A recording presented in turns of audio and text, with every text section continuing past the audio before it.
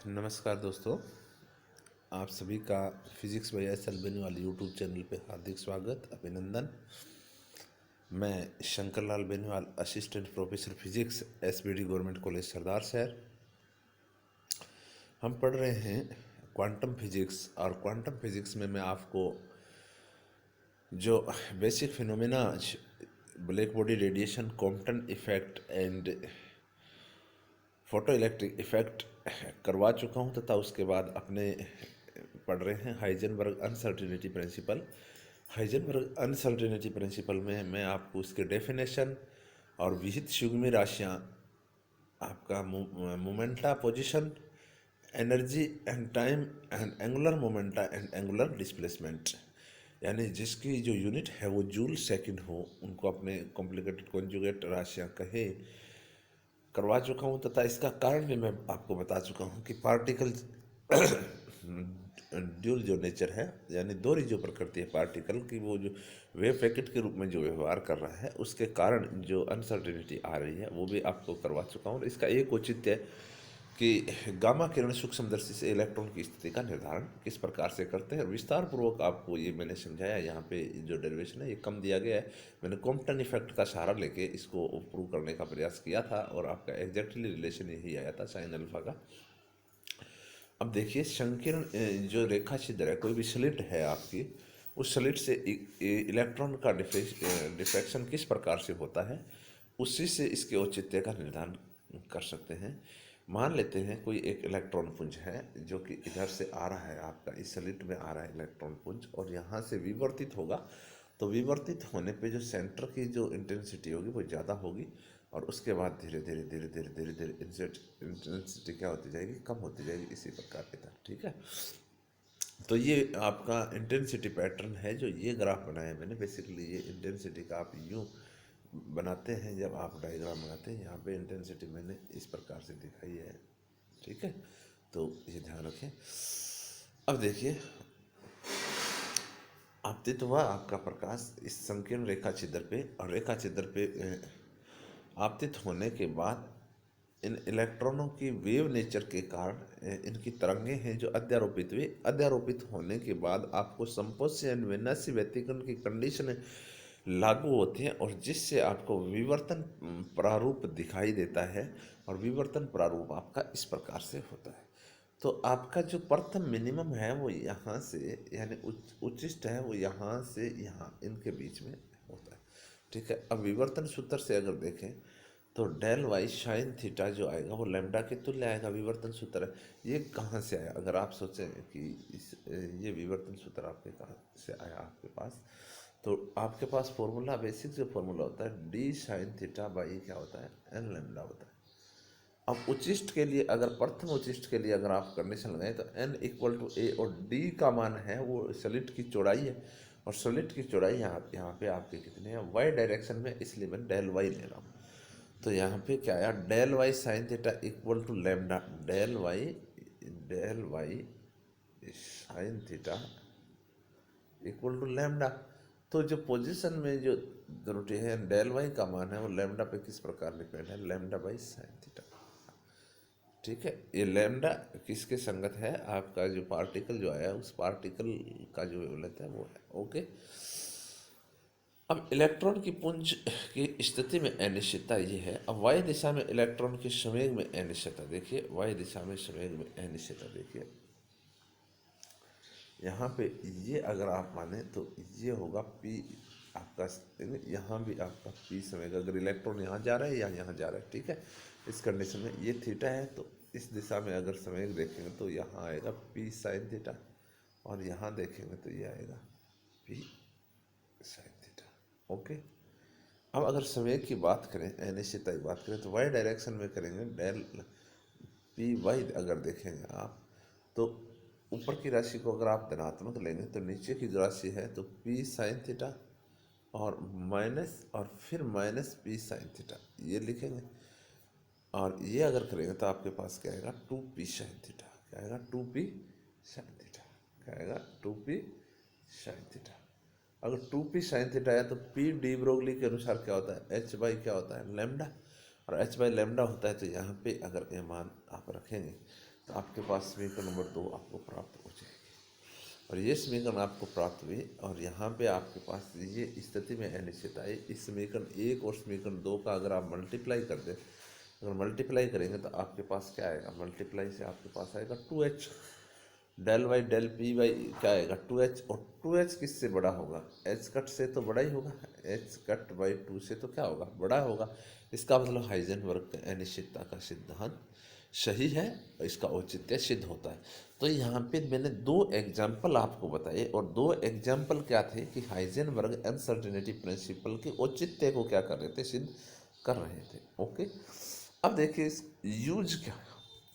सबसे पहला जो यूज है, इसका अनुप्रयोग जो है हाइजेनबर्ग अनसर्टेनिटी प्रिंसिपल का, वह है कि नाभिक में इलेक्ट्रॉन का नहीं पाया जाना। जो न्यूक्लियस होता है बेसिकली आपका जो एटम होता है, एटॉमिक जो स्ट्रक्चर होती है, कोई भी एटम है आपका, इसमें जो अंदर है वो न्यूक्लियन पाए जाते हैं। थोड़ा सा मैं एक्सप्लेन करता हूँ। ये न्यूक्लियन है आपका, और न्यूक्लियन में क्या पाए जाते हैं, ये आपका ये प्रोटॉन और ये आपका न्यूट्रॉन, ठीक है। इसके बाहरी कक्षा में क्या है, चक्कर लगाते हैं इलेक्ट्रॉन, ठीक है। ये बोर मॉडल के अनुसार है। और ये क्वार्क मॉडल है कि प्रोटॉन भी आपका एलिमेंट्री पार्टिकल से मिलकर बना होता है, यू यू डी, यानी up up and down, and जो आपका न्यूट्रॉन है वो up down and down particle से बना होता है, क्वार्क पार्टिकल से बना होता है, ठीक है।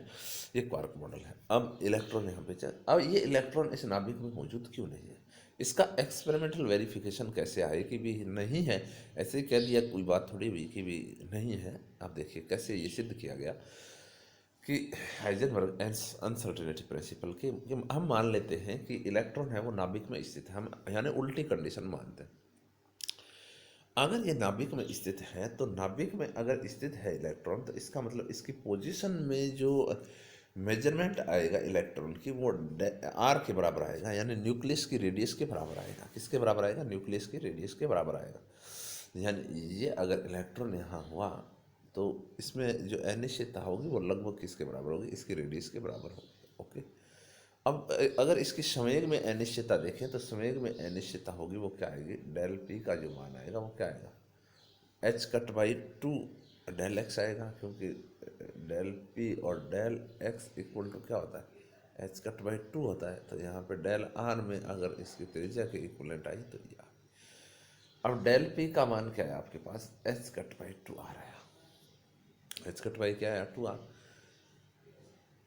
अगर ये मान लेते हैं कि संवेग में अनिश्चितता डेल पी है, यानी ये एरर है, अगर नाभिक में जो इलेक्ट्रॉन है उसका मिनिमम संवेग इसके बराबर भी हो, यानी इससे ज़्यादा तो होगा ही होगा, मिनिमम तो इतना होना ही होना चाहिए। तो मिनिमम संवेग अगर इसके बराबर मान लें तो आपके पास h cut upon 2 R minimum संवेग है। तो अपेक्षिकता सूत्र से मिनिमम एनर्जी क्या होगी, अपेक्षिकता आइंस्टाइन की रिलेटिविटी थ्योरी ये कहती है P square C square plus M naught square C 4 under root में, ठीक है। अब देखिए यहाँ पे पी मिनिमम सी स्क्वायर की वैल्यू है वो एम नोट सी स्क्वायर से बहुत बहुत ज़्यादा है, तो इसको क्या कर लेते हैं, नेग्लिजिबल कर लेते हैं इसको कैलकुलेशन में इजी वे रखने के लिए। बाकी आप इसमें वैल्यू आप पुट कर सकते हैं। एम नोट का मान है वो 9.1 multiply of 10 to power -31, okay, और C equal to 3 multiply by 10 की पावर 8, ओके। तो पी मिनिमम और सी, ये कैलकुलेशन में मैंने इजी वे के लिए मैंने किया है। तो यहाँ पे जो वैल्यू आई ई मिनिमम की वो क्या आएगी, H cut by 2 R C, और एच कट किसके बराबर होता है, एच कट होता है एच बाई 2 पाई के बराबर होता है। यहाँ पे वैल्यू रखी तो ई मिनिमम से मिनिमम जो इलेक्ट्रॉन नाभिक में मौजूद है तो उसकी मिनिमम से मिनिमम एनर्जी क्या होगी, H C by 4 pi R होगी। एच का मान जो होता है Planck constant 6.6 multiply by 10 to power -34 joule second, C 3 multiply by 10 to power 8 meter पर सेकेंड, एंड रेडियस जो होती है 5 इंटू 10 की power 10 to power -15 meter, okay. तो अगर ये वैल्यूज पुट कर इसको आप क्या करेंगे, सॉल्व करेंगे, तो ई मिनिमम जो आएगी आपकी वो 20 मेगा इलेक्ट्रॉन वोल्ट आएगी, 20 मेगा इलेक्ट्रॉन वोल्ट आएगी, ओके। अगर आप 20 मेगा इलेक्ट्रॉन वोल्ट आपकी एनर्जी आई तो आपने क्या देखा कि बीटा क्षय में इलेक्ट्रॉन का उत्सर्जन होता है। अब बीटा शेल में इलेक्ट्रॉन का उत्सर्जन होता है तो 2 से 3 मेगा इलेक्ट्रॉन पाई जाती है, अतः इलेक्ट्रॉन नाभिक में स्थित नहीं हो सकता। अब बीटा शेल आपकी रिएक्शन शायद देखिए नहीं, मैं थोड़ा सा आपको एक्सप्लेन करता हूँ बीटा शेल। यहाँ पे देखिए बड़ी अच्छी रिएक्शन है, ये नाभिक है, ये आपका ये मान लेते हैं कि ये प्रोटॉन है, नाभिक में प्रोटॉन है और न्यूट्रॉन है, प्रोटॉन है, न्यूट्रॉन है, ठीक है। सॉरी थोड़ा सा बड़ा बनाता हूँ ताकि आपके लिए इजी हो बीटा शेल याद रखना। ये कोई नाभिक है, ये न्यूट्रॉन, ये प्रोटॉन, ये न्यूट्रॉन, ये प्रोटॉन, ये न्यूट्रॉन, ये प्रोटॉन। ओके, ये प्रोटॉन किस में बदलेगा देखिए, न्यूट्रॉन, प्रोटॉन, न्यूट्रॉन, प्रोटॉन, ये आपका न्यूट्रॉन, और ये जो प्रोटॉन था ये न्यूट्रॉन में कन्वर्ट हो जाएगा, ये जो प्रोटॉन था ये न्यूट्रॉन में कन्वर्ट। अब ये कैसे होता है, मैंने आपको क्वार्क मॉडल से बताया कि you and D, up and down, और इसमें होते हैं आपका अप डाउन डाउन, आपके क्वार्क कण होते हैं। ओके, तो ये जो अप है ये किस में बदलेगा, डाउन में बदलेगा, अप है वो किस में बदलेगा, डाउन में बदलेगा। ओके, अब यहाँ से क्या उत्सर्जित होगा, यहाँ पे आपका मास था, यहाँ पे प्रोटॉन जब न्यूट्रॉन में जाएगा तो पॉजिट्रॉन का उत्सर्जन करेगा, किसका उत्सर्जन करेगा, पॉजिट्रॉन का उत्सर्जन करेगा, प्लस में इसके साथ क्या निकलेगा, न्यूट्रिनो, क्या निकलेगा, न्यूट्रिनो निकला। ये बीटा प्लस है।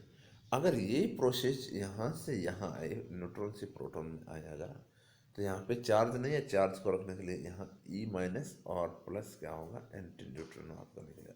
ये बीटा प्लस और बीटा माइनस से, तो ये नाभिक से निकला है, इसकी एनर्जी क्या होगी, 2 से 3 मेगा इलेक्ट्रॉन वोल्ट होगी। कितनी होगी, 2 से 3 मेगा इलेक्ट्रॉन वोल्ट होगी।